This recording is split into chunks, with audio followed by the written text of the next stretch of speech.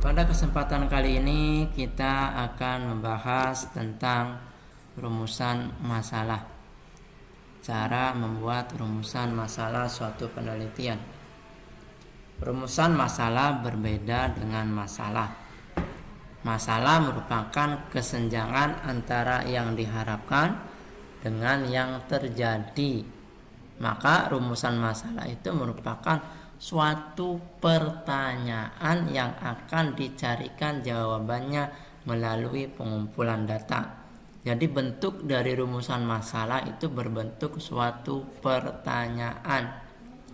Namun demikian terdapat kaitan erat antara masalah dan rumusan masalah, karena setiap rumusan masalah suatu penelitian ya harus didasarkan kepada masalah. Bentuk-bentuk rumusan masalah. Yang pertama, rumusan masalah deskriptif. Rumusan masalah deskriptif adalah suatu rumusan masalah yang berkenaan dengan pertanyaan terhadap keberadaan variabel mandiri. Ingat, pertanyaan terhadap keberadaan variabel mandiri, baik hanya pada satu variabel ataupun lebih. Jadi dalam penelitian ini peneliti tidak membuat perbandingan variabel itu pada sampel yang lain dan juga tidak mencari hubungan variabel itu dengan variabel yang lain. Perlu dipahami. Ini rumusan masalah deskriptif dan jenis penelitiannya selanjutnya dinamakan penelitian deskriptif. Ya. Jadi dalam perumusan masalah deskriptif ini peneliti tidak membuat perbandingan variabel pada sampel yang diteliti dan juga tidak mencari hubungan variabel itu dengan variabel yang lain. Contoh, seberapa baik kinerja kabinet gotong royong? Ini contoh rumusan masalah deskriptif. Tidak membuat perbandingan antar variabel pada sampel yang lain ataupun mencari hubungan satu variabel dengan variabel yang lain. Cuma sebatas seberapa baik kinerja kabinet gotong royong.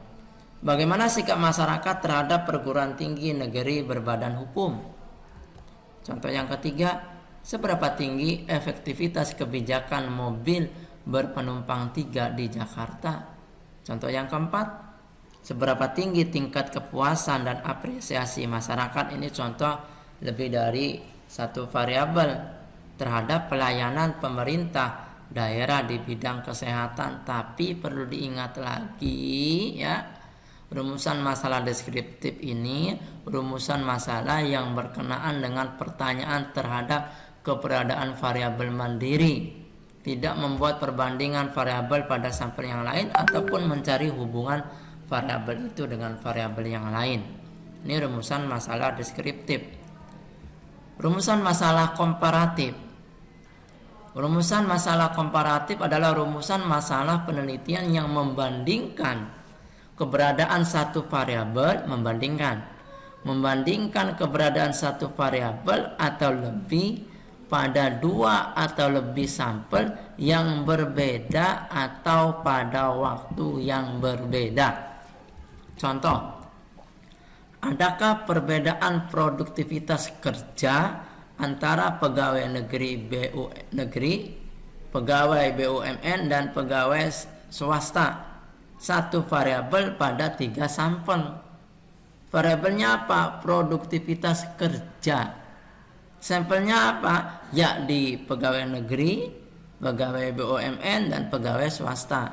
Jadi variabel jenis rumusan komparatif ataupun rumusan masalah komparatif ini membandingkan keberadaan satu variabel atau lebih pada 2 atau lebih sampel yang berbeda. Contoh yang kedua, adakah kesamaan cara promosi antara perusahaan A dan perusahaan B? Variabelnya ya cara promosi, sampelnya ya perusahaan A dan perusahaan B. Contoh yang ketiga, adakah perbedaan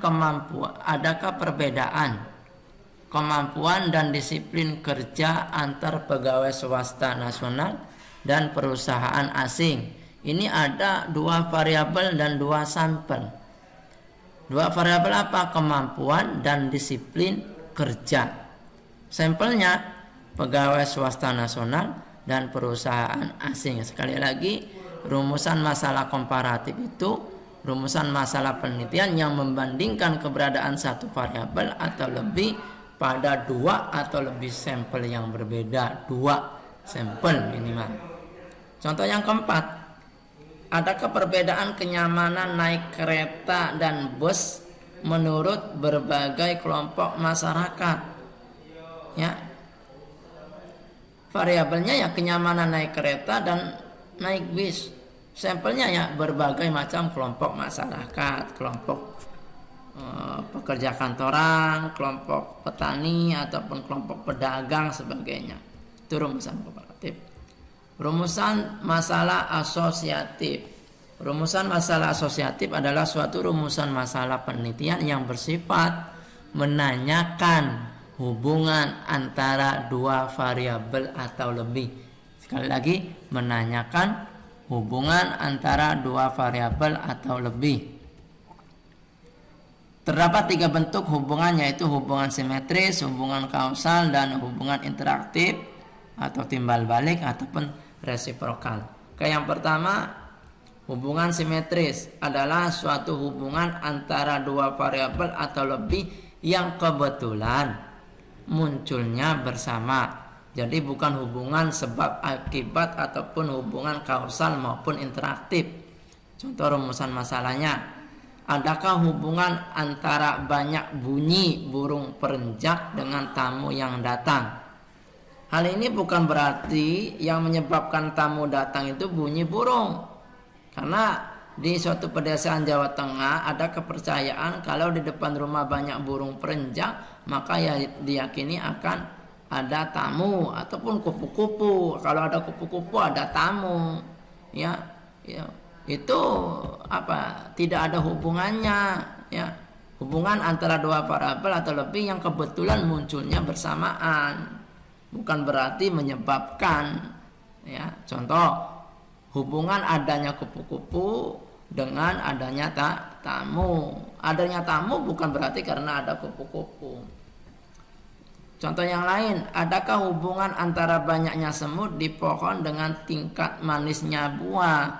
Bukan berarti banyaknya semut itu mengakibatkan buah pada tanaman manis, cuma kebetulan ya muncul secara bersamaan. Itu hubungan simetris. Contoh yang ketiga, adakah hubungan antara jumlah payung yang terjual dengan jumlah kejahatan? Sekali lagi, hubungan simetris ini suatu hubungan antara 2 variabel atau lebih yang kebetulan munculnya bersamaan. Hubungan interaktif, resiprokal atau timbal balik. Hubungan interaktif adalah hubungan yang saling mempengaruhi. Di sini tidak diketahui mana variabel independennya dan mana variabel dependennya. Contoh, adakah hubungan antara motivasi dan prestasi? Di sini dapat dinyatakan motivasi mampu mempengaruhi prestasi dan juga prestasi mampu mempengaruhi motivasi. Jadi hubungan interaktif, resiprokal, timbal balik, hubungan yang saling mempengaruhi. Contoh yang kedua, adakah hubungan antara kecerdasan dengan kekayaan? Kecerdasan dapat menyebabkan kaya, demikian juga orang kaya dapat meningkatkan kecerdasan karena gizi terpenuhi. Yang ketiga, hubungan kausal, sebab akibat. Hubungan kausal adalah hubungan yang bersifat sebab akibat. Jadi di sini ada variabel independen, variabel yang mempengaruhi, dan dependen, variabel yang dipengaruhi. Contoh, adakah pengaruh sistem penggajian terhadap prestasi kerja? Ini variabel independennya adalah sistem penggajian alias variabel X. Dependennya adalah prestasi kerja, itu hubungan kausal. Seberapa besar pengaruh kepemimpinan nasional terhadap perilaku masyarakat? Yang ketiga, seberapa besar pengaruh tata ruang kantor terhadap efisiensi kerja karyawan? Tata ruang kantor merupakan variabel independen, efisiensi kerja karyawan adalah dependen, ini hubungan kausal. Contoh yang keempat, seberapa besar pengaruh kurikulum, media pendidikan, dan kualitas guru terhadap kualitas SDM yang dihasilkan suatu sekolah. Ini variabel independennya ada 3, kurikulum, media pendidikan, dan kualitas guru. Dependennya kualitas SDM yang dihasilkan. Ini variabel yang rumusan masalah yang berupa hubungan kausal.